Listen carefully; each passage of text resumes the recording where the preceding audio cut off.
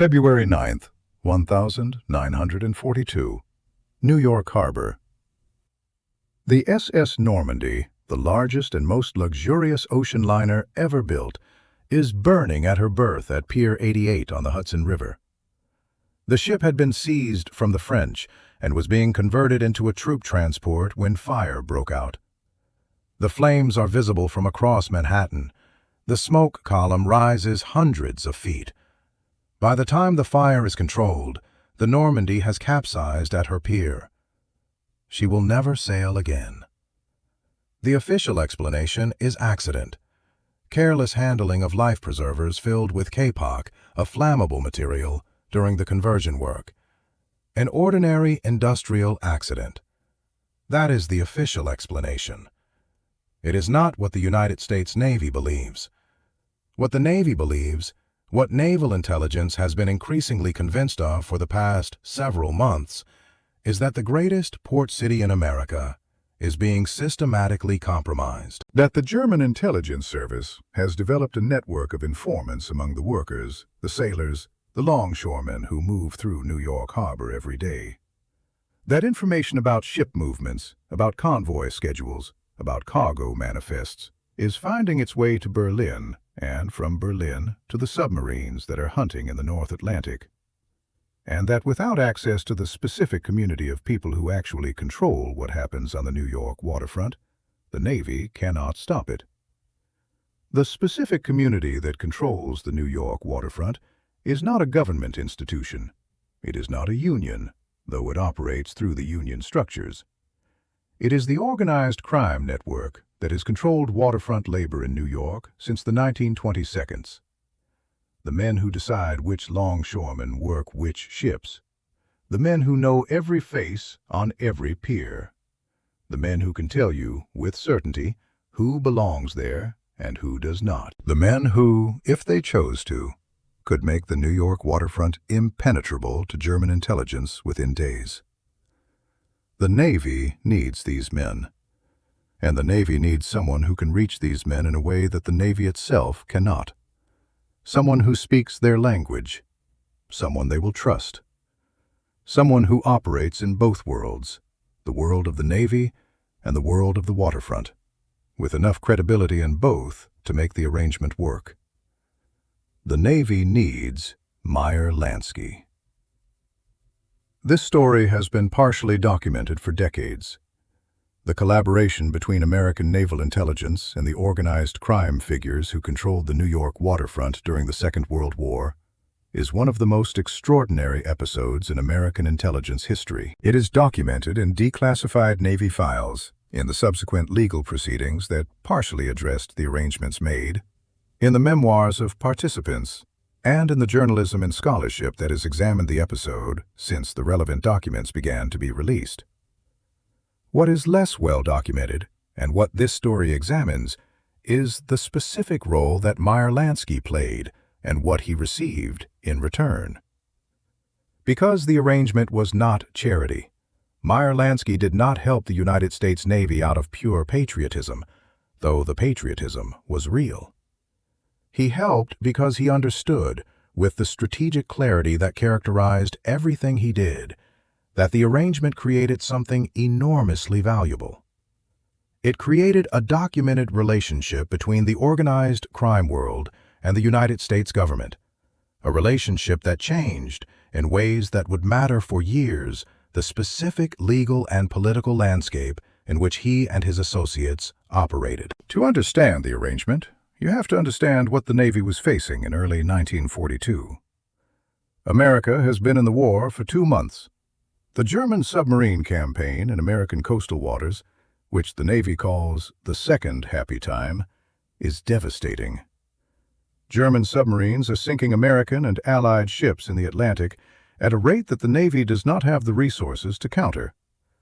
The losses are so severe, so persistent, and so geographically concentrated in areas where the submarines clearly have intelligence about ship movements, that Naval Intelligence has concluded that the submarine campaign is being supported by an information network operating inside the United States. The primary concern is the New York waterfront. Every major convoy that crosses the Atlantic begins its journey from New York or nearby ports. The scheduling, the composition, the routes of these convoys are among the most important military secrets in the war, and somehow, information about them is reaching the enemy with enough reliability to give the submarines specific hunting opportunities. The investigation leads Naval Intelligence to the waterfront labor community. The longshoremen, the stevedores, the men who load and unload every ship in New York Harbor, see everything. They know which ships are loading what cargo, which ships are being armed, which ships are about to depart, and in what direction. A German intelligence operative who wanted to know the specifics of a particular convoy would not need sophisticated technical methods. He would need access to the people who work the piers. And getting that access, or identifying and eliminating German agents who had obtained it, required the cooperation of the men who controlled the waterfront. Those men were controlled by the Syndicate. The waterfront labor unions had been under organized crime influence since the 1922. The specific figures who exercised that influence were connected to Lucky Luciano, who was at this point in Dannemora prison serving a long sentence for compulsory prostitution charges, and to the people who managed his interests while he was incarcerated. One of the most important of those people was Meyer Lansky. The formal beginning of what became known as Operation Underworld starts with the Navy approaching specific individuals through intermediaries. The approach is made to Charlie Lucky's lawyers first, because Lucky Luciano is the ultimate authority over the specific waterfront network the Navy needs. But Luciano is in prison, and any arrangement that involves him requires careful management. The management is Meyer Lansky's role. What Meyer Lansky does in the months that follow is what he always does, which is to understand the complete strategic picture and position himself precisely within it. He sees immediately what the Navy needs and what the Navy can offer. The Navy needs the waterfront. The waterfront is controlled by people who are controlled ultimately by Luciano and his associates. To get the waterfront, the Navy needs to make arrangements with those associates. Making those arrangements means the government acknowledging, in some operational, if not formal sense, the legitimacy of the organized crime network's control over a critical piece of American infrastructure. That acknowledgement, documented in the records of the arrangement, creates something that has value long after the war is over. The arrangements are made. Luciano is moved from Dannemora to Great Meadow Prison, closer to New York, where meetings with his associates and with Naval Intelligence representatives can be conducted with greater ease. The waterfront network is activated in the service of Naval Intelligence. Information about German intelligence contacts begins to flow to the Navy. The piers become, effectively, protected territory where suspicious activities are reported and foreign agents are identified and flagged. The specific mechanism of the protection is the organized crime network that controls the labor, which has every incentive to know who on its turf is not who they claim to be. The results are documented. The flow of intelligence from the waterfront to German submarines is disrupted. The security of convoy information is improved. The specific network of informants that Naval Intelligence had identified as the primary conduit for German intelligence is substantially dismantled, in large part because the people best positioned to identify those informants are the same people who control the waterfront. The Navy gets what it needed. Meyer Lansky's role in this arrangement is as a key intermediary and coordinator. He moves between the world of the Navy representatives and the world of the organized crime figures who are being asked to cooperate. He manages the communication between Luciano in prison and the Naval Intelligence personnel who are receiving the waterfront intelligence. He ensures that the arrangement functions smoothly, that the information flowing to the Navy is genuine and useful, and that the people providing it are protected from the specific legal risks that cooperation with the government might otherwise create. He also ensures that the arrangement is documented, not in an obvious or dangerous way, but in the sense that the existence of the cooperation, the fact that these individuals provided material assistance to the United States military during a period of national emergency, is on record somewhere in the files of Naval Intelligence. This record is not something that Meyer Lansky publicizes. It is something that exists, that can be pointed to if necessary, that changes the specific legal and moral landscape in which he and his associates subsequently operate. The Pacific dimension of the arrangement extends the cooperation beyond the New York waterfront. As American forces begin operating in the Mediterranean, and as the invasion of Sicily becomes a strategic priority, the Syndicate's connections to Sicilian crime families become relevant to military intelligence in a new way.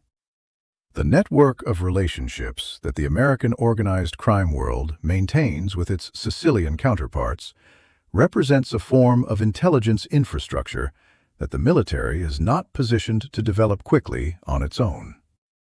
Meyer Lansky is among the people who help facilitate the connection between American military intelligence and the Sicilian networks that provide advance intelligence about conditions, loyalties, and specific local knowledge that assists the Allied invasion. This is not well documented.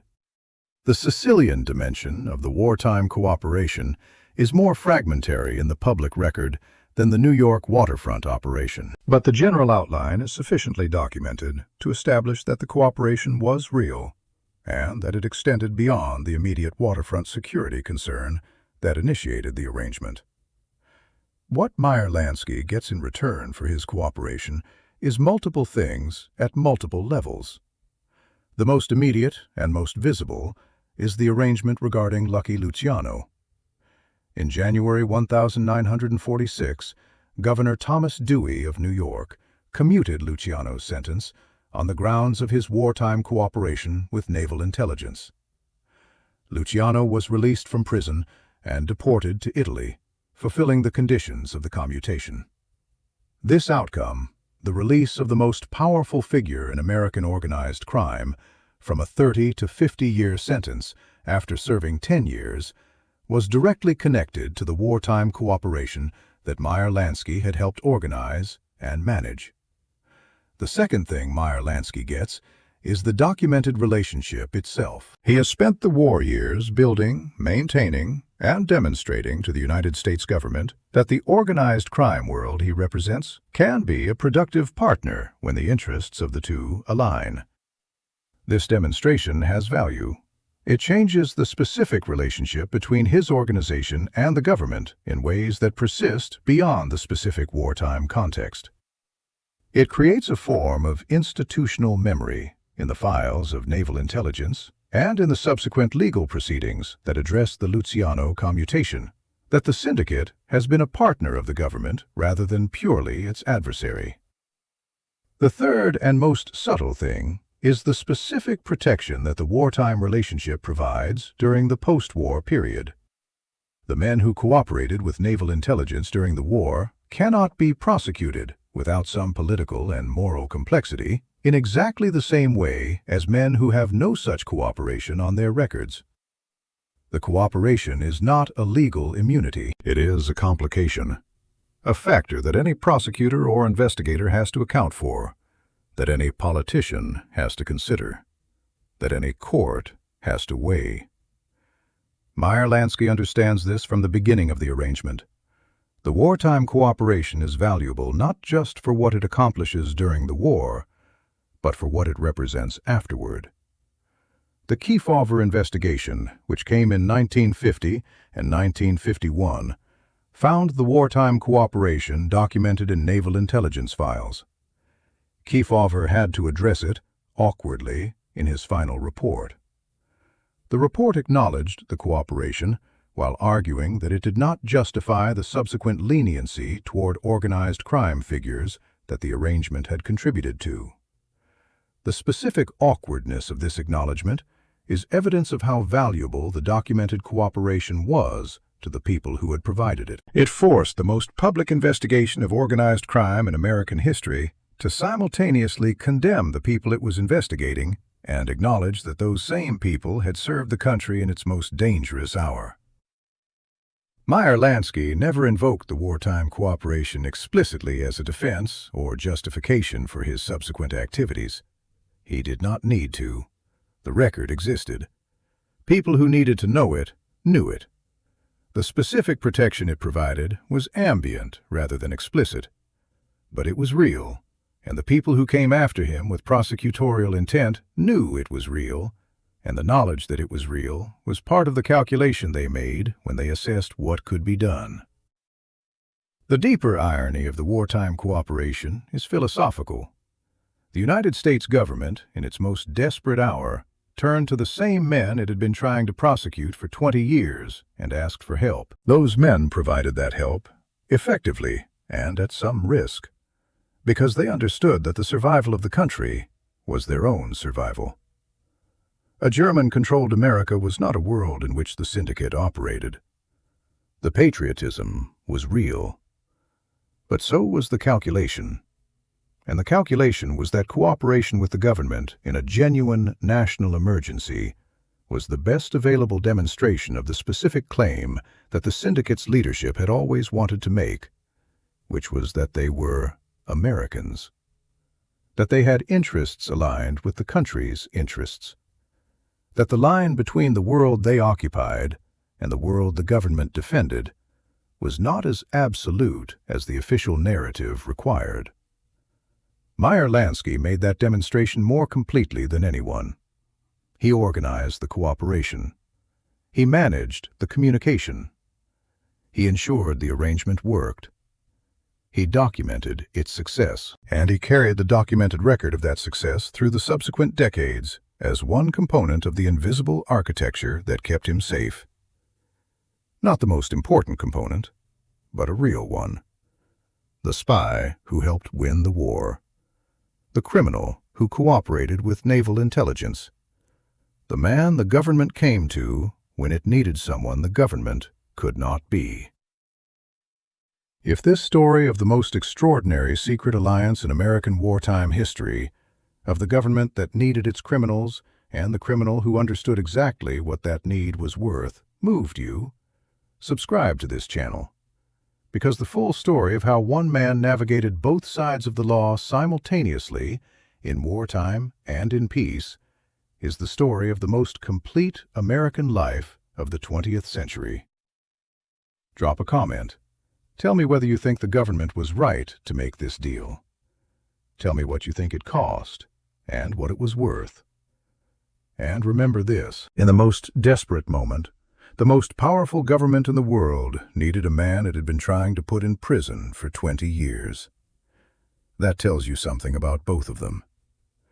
There is a specific scene in the documented history of the wartime cooperation that captures the entire arrangement in a single image.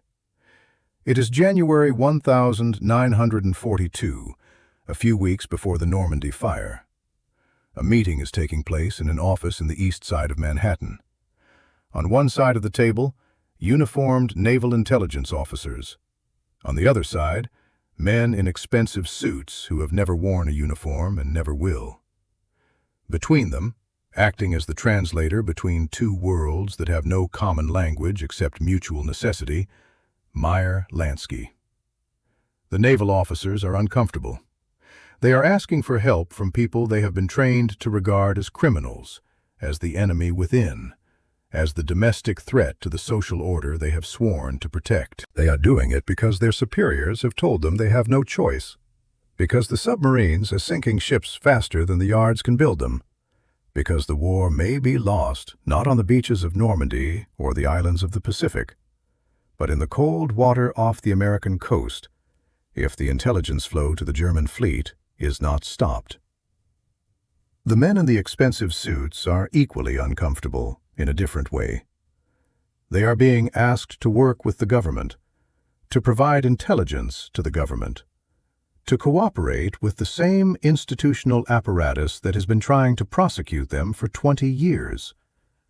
This is not, in the culture of the world they inhabit, a normal transaction. You do not cooperate with the government. You evade it, corrupt it, resist it, work around it.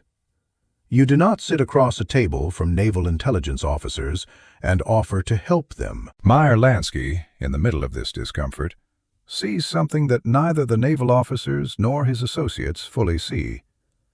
He sees that the discomfort is the point. That a meeting this uncomfortable, between people this determined not to be in the same room, is a meeting that will be remembered, that it will create a record, that the record will exist in Naval Intelligence files for as long as those files exist, and that a record of Meyer Lansky sitting across a table from Naval Intelligence officers and providing genuine, useful assistance to the United States military during a national emergency is worth more in the long run than almost anything else he could do. He is not cynical about the patriotism. He is genuinely invested in the outcome. He was born in Eastern Europe and came to America at 9 years old, and this country, whatever its limitations and its hypocrisies and its systematic exclusions of people who looked like him, is his country. The submarines are sinking American ships. American boys are dying on them.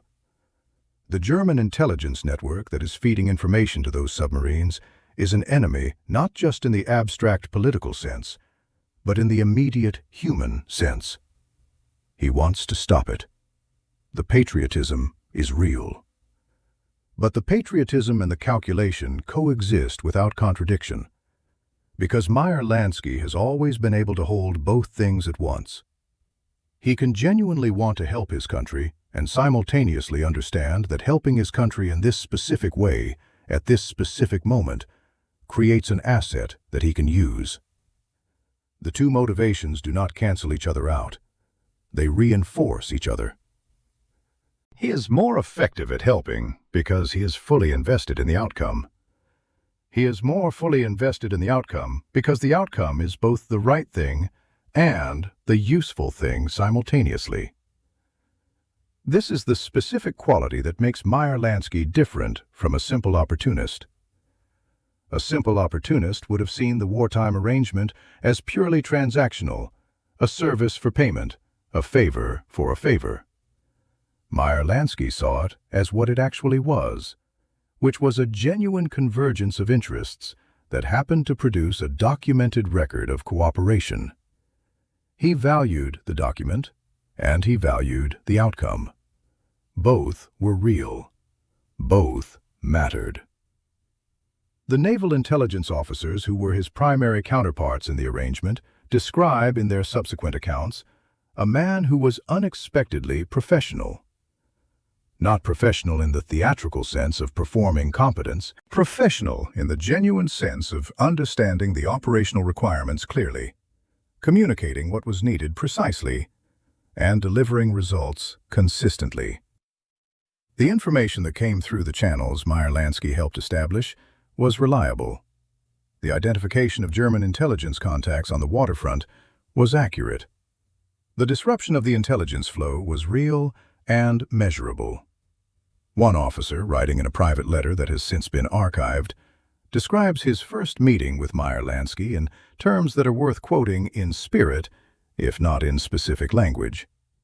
He writes that he had expected someone theatrical, someone who would play the role of the criminal cooperating with the authorities, with the kind of self-conscious drama that the situation seemed to call for. What he found instead was a small, precise man who had clearly prepared for the meeting more thoroughly than anyone on the Navy side had prepared, who understood the operational picture with startling clarity, and who communicated his assessment of the problem and the solution with the economy of someone who has been doing this kind of analysis his entire life. The officer writes that he left the meeting feeling, for the first time in weeks, that the problem on the waterfront was actually solvable, that the person across the table understood it completely and had access to the specific resources that solving it required. He writes that this feeling was uncomfortable, and that he was uncomfortable about having it, because the person who had given it to him was someone his entire professional training told him he should be prosecuting rather than consulting. This discomfort is the authentic note of the whole arrangement. It was uncomfortable for everyone. The government found it uncomfortable to need the mob. The mob found it uncomfortable to help the government. The specific discomfort was the evidence of its authenticity, because comfortable arrangements are usually arrangements where both sides are getting what they expected. This arrangement was not comfortable, and it was not expected by anyone, and it produced exactly the result that was needed.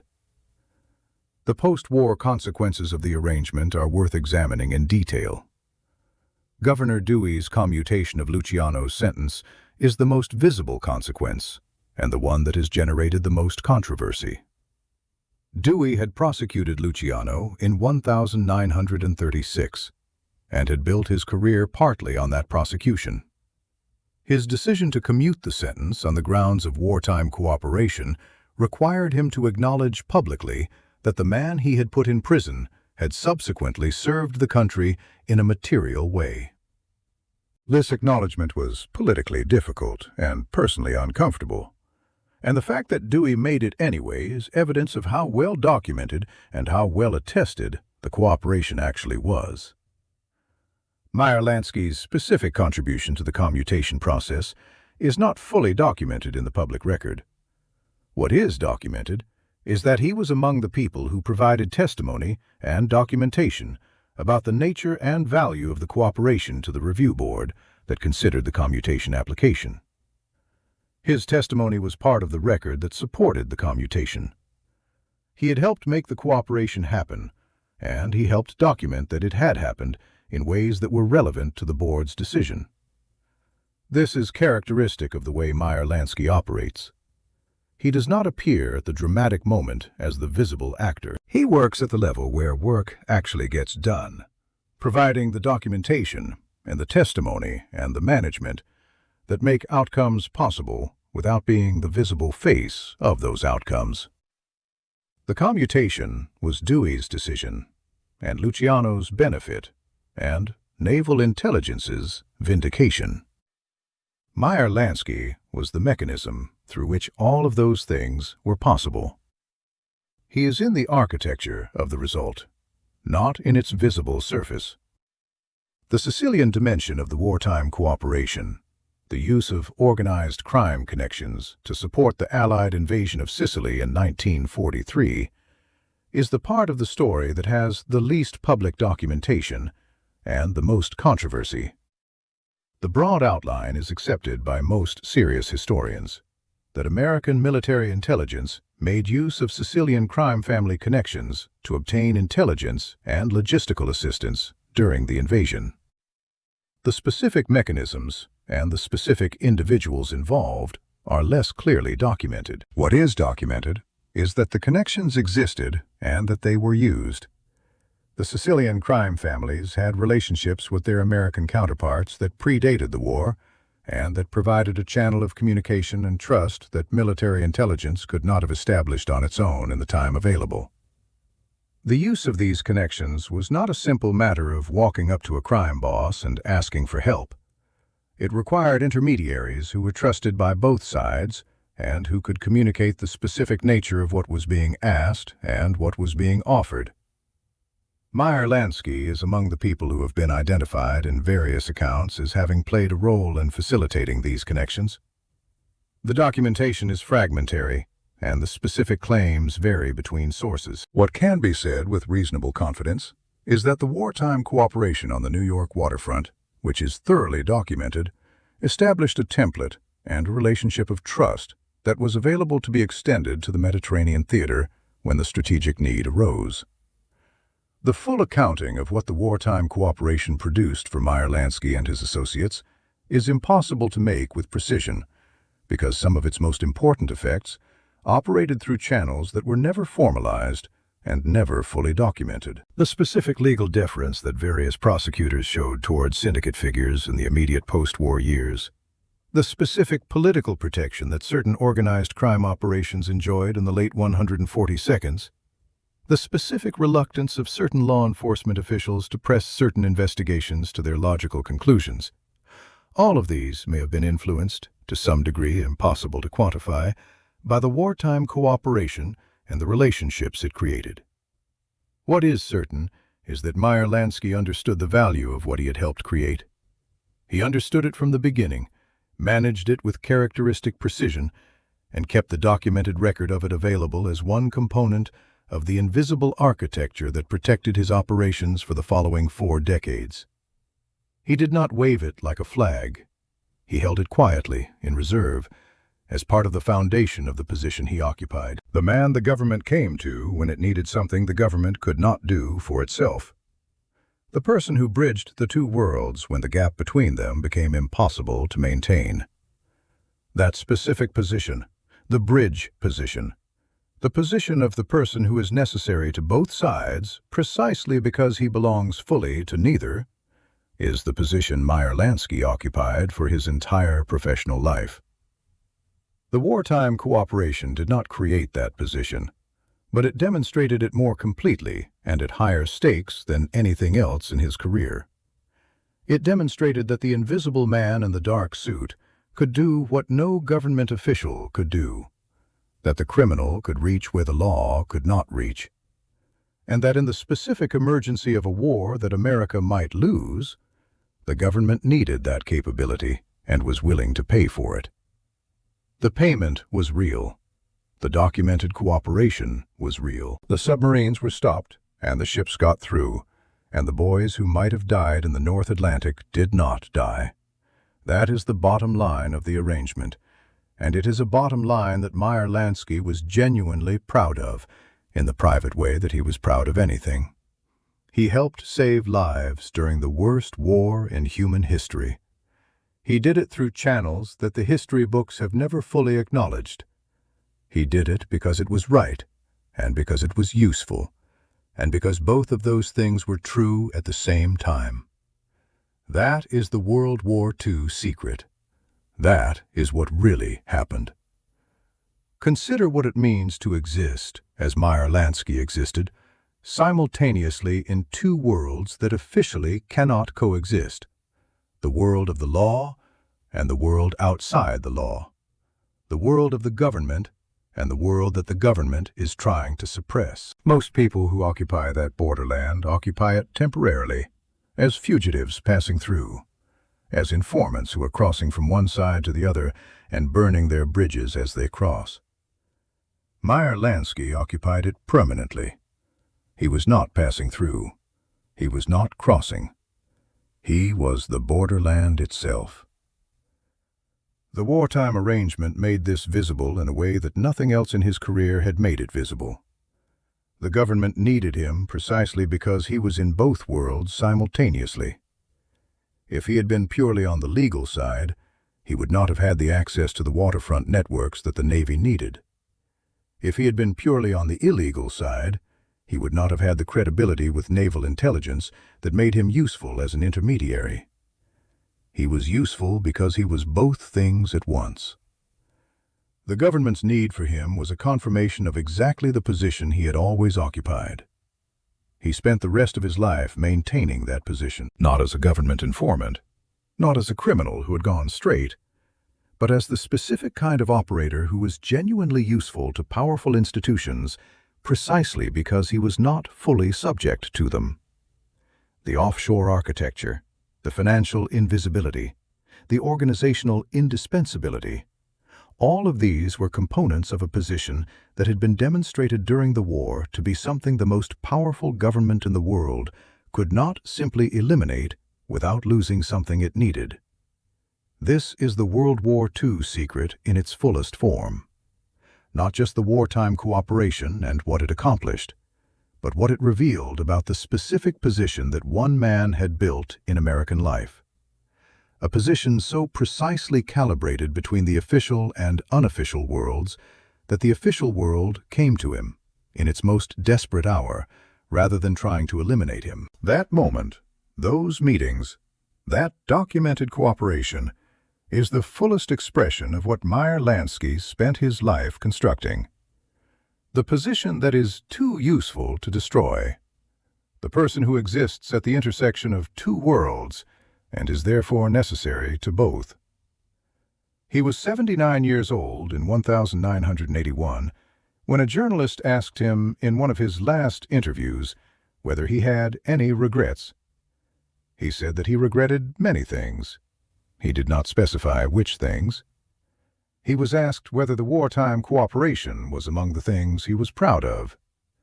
He said that what happened during the war was a long time ago.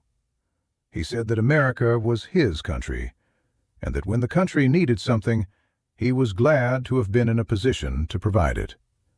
Then he changed the subject. The last available statement on the record about the most extraordinary episode in an extraordinary life. 40 years after the fact, still precise, still controlled, still giving exactly what was required, and nothing more. The submarines were stopped. The ships got through.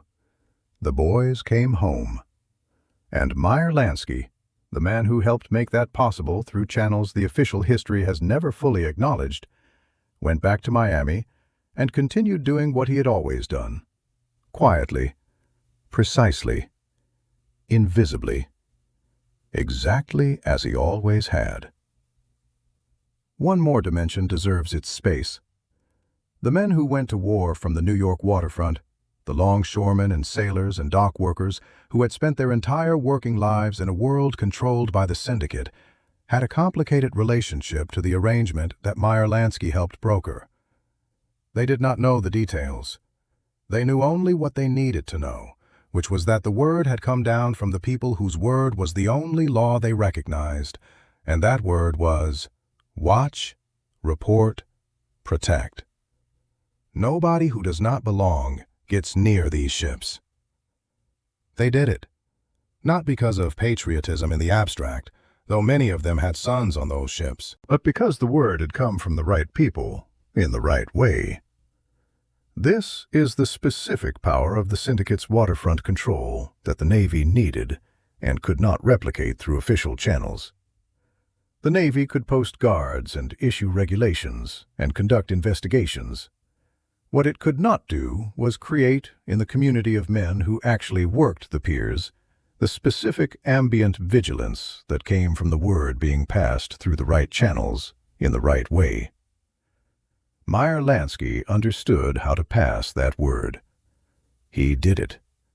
The vigilance was created. The piers were protected. The intelligence flow was disrupted. Somewhere in the declassified files of Naval Intelligence, in the archived reports of the wartime cooperation, is the documentary evidence of what happened. The number of suspicious activities reported, the number of foreign intelligence contacts identified, the specific decline in the accuracy of the intelligence reaching German submarines after the waterfront network was activated. The evidence of what the arrangement accomplished, and somewhere in those same files, in the less visible category of the record, is the evidence of what Meyer Lansky contributed. His name appears in connection with specific meetings, specific communications, specific operational decisions. Not prominently, not as a headline, in the way that the most important things in the architecture of any operation appear, which is in the supporting documentation, the background record, the evidence of the mechanism rather than the evidence of the result. The result was winning. The mechanism was Meyer Lansky. The history books have not fully acknowledged this. They have acknowledged the broad outlines of the waterfront cooperation, and they have acknowledged Luciano's role and the commutation of his sentence. They have not fully acknowledged the specific intermediary whose understanding of both worlds made the arrangement possible, whose management of the communication made it effective, and whose long-game thinking about what the arrangement was worth beyond its immediate military utility made it into something that lasted far longer than the war. That is the World War II secret. The criminal who helped save the country. The invisible man who was the liaison between official and unofficial America when the country needed that bridge most.